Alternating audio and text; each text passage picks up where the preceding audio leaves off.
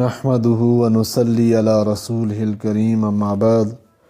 فاعوذ بالله من الشيطان الرجيم بسم الله الرحمن الرحيم وكذلك جعلنا في كل قرية أكابر مجرميها ليمكروا فيها وما يمكرون إلا بأنفسهم وما يشعرون۔ اور اسی طرح کیے ہیں ہم نے ہر بستی میں گنہگاروں کے سردار کہ ہیلے کیا کریں وہاں، اور جو ہیلے کرتے ہیں سو اپنی ہی جان پر اور نہیں سوچتے۔ خلاصہ تفسیر، اور یہ کوئی نئی بات نہیں جس طرح مکے کے رؤساء ان جرائم کے مرتکب ہو رہے ہیں اور ان کے اثر سے دوسرے لوگ شامل ہو جاتے ہیں، اسی طرح ہم نے پہلی امتوں میں بھی ہر بستی میں وہاں کے رئیس ہی کو اول جرائم کا مرتکب بنایا، پھر ان کے اثر سے اور عوام بھی ان سے مل گئے تاکہ وہ لوگ وہاں انبیاء کو ضرر پہنچانے کے لیے شرارتیں کیا کریں جن سے ان کا مستحق سزا ہونا خوب ثابت ہو جاوے، اور وہ لوگ گو اپنے خیال میں دوسروں کو ضرور ضرر پہنچاتے ہیں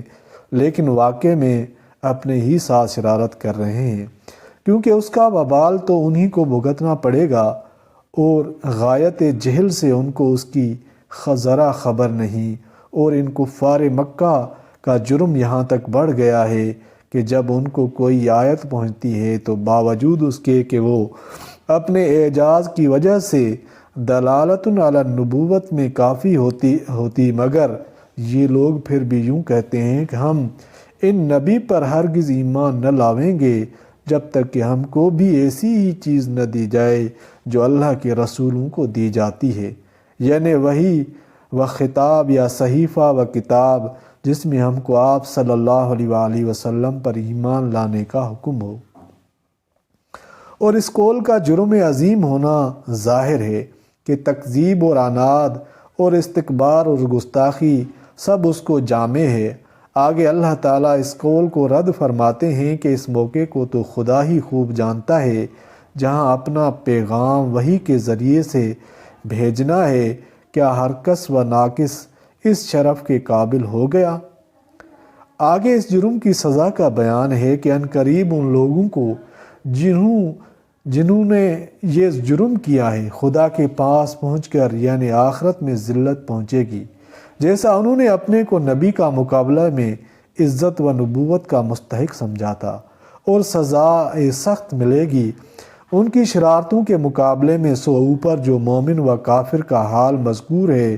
اس سے یہ معلوم ہوا کہ جس شخص کو اللہ تعالیٰ نجات کے راستے پر ڈالنا چاہتے ہیں اس کے سینے یعنی قلب کو اسلام کے قبول کرنے کے لیے کشادہ کر دیتے ہیں کہ اس کے قبول کرنے میں پس و پیش نہیں کرتا،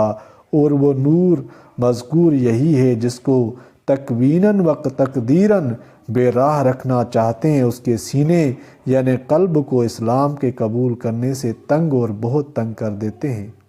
اور اس کو اسلام لانا ایسا مصیبت نظر آتا ہے جیسے کوئی فرض کرو آسمان میں چڑھنا چاہتا ہو اور چڑھا نہیں جاتا، اور جی تنگ ہوتا ہے اور مصیبت کا سامنا ہوتا ہے، پس جیسا اس شخص سے چڑھا نہیں جاتا، اسی طرح اللہ تعالیٰ ایمان نہ لانے والوں پر چونکہ ان کے کفر اور شرارت کے سبب پھٹکار ڈالتا ہے اس لیے ان سے ایمان نہیں لایا جاتا۔ معارف و مسائل۔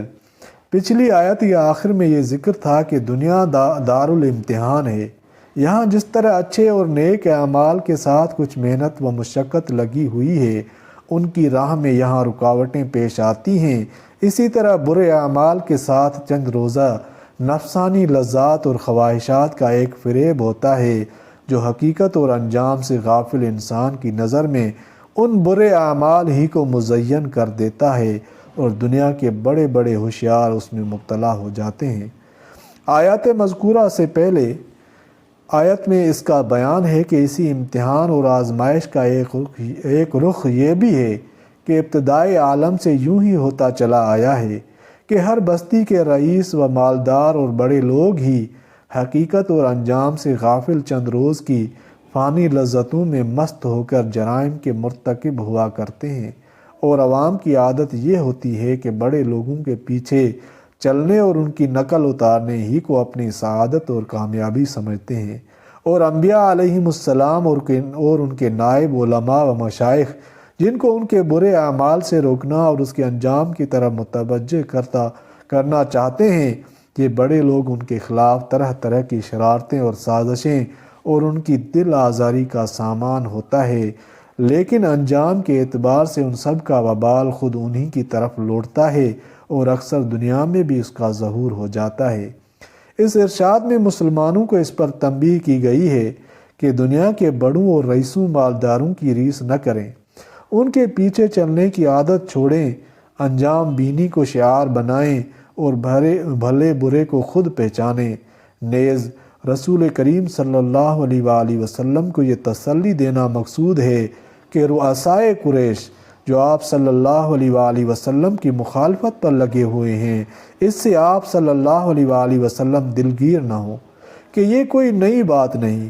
پچھلے انبیاء علیہم السلام کو بھی ایسے لوگوں سے سابقہ پڑا ہے اور انجام کار وہ رسوا اور ذلیل ہوئے اور اللہ کا کلمہ بلند ہوا۔ وآخر دعوانا ان الحمد للہ رب العالمین۔